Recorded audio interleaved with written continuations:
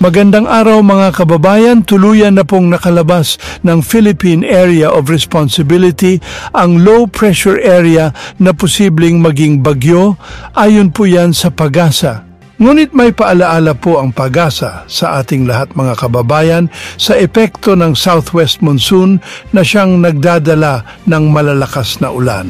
Bunsod po yan ng LPA o low pressure area. Dahil ayon po sa PAGASA, uulanin ng ilang bahagi ng Luzon, kasama na dyan ang Palawan at ilang bahagi rin po ng Visayas. Dahil magtatagal po ng ilang araw ang mga pag-ulan na ito. Kaya pinag-iingat po ng PAGASA ang ating mga kababayan sa mga nasabing lugar. Dahil po sa mataas ang tsansa na makararanas sila ng malalakas na ulan at banta na rin po ng pagbaha at landslide. Narito po ang ulat panahon mula po ito sa Weather Bureau ng PAGASA. Pakinggan niyo po mabuti mga kababayan dahil mahirap po kalaban ang inang kalikasan.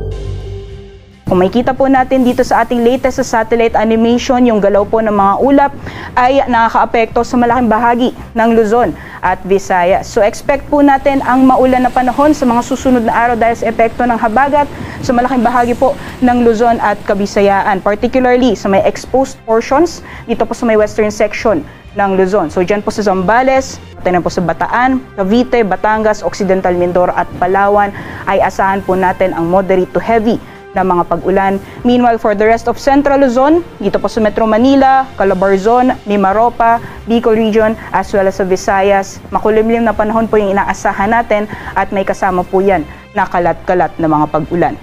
Samantalang ayon po sa ating latest na weather advisory, dahil po sa patuloy na epekto ng habagat ay asahan po natin ang tuloy-tuloy na mga pag-ulan na maaari magdulot ng mga pagbaha sa ilang lugar ng Luzon. Yung mga areas po ng shaded ng yellow, ibig sabihin po niyan ay mararanasan po yung tuloy-tuloy ng mga pag-ulan at mataas po yung tsansa ng mga pagbaha, especially sa mga low-lying areas. So for areas po ng Zambales, Bataan, Cavite, Batangas, Occidental Mindoro at Palawan, doble ingat po sa mga kababayan natin sa mga posibilidad ng mga pagbaha o pagguho ng lupa.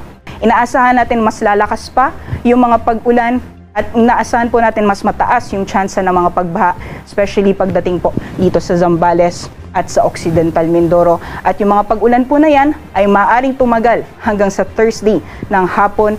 Kaya po sa mga areas po na nakikita natin na shaded ng orange at yellow ay maghanda po tayo sa potensyal na mga posibilidad o mga posibilidad na mga pagbaha o pagguho ng lupa.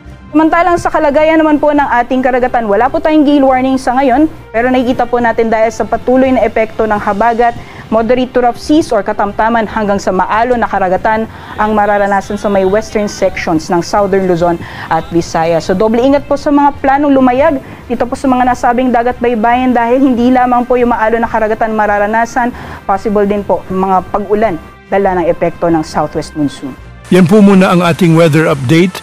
Sa mga naghahanap po ng rechargeable super bright solar flashlight and waterproof work light, click nyo lang po ang product basket na makikita nyo sa inyong screen o sa description box. Para sa mas mabilis na updates, huwag kalimutang i-like, i-share at mag-subscribe sa channel na ito.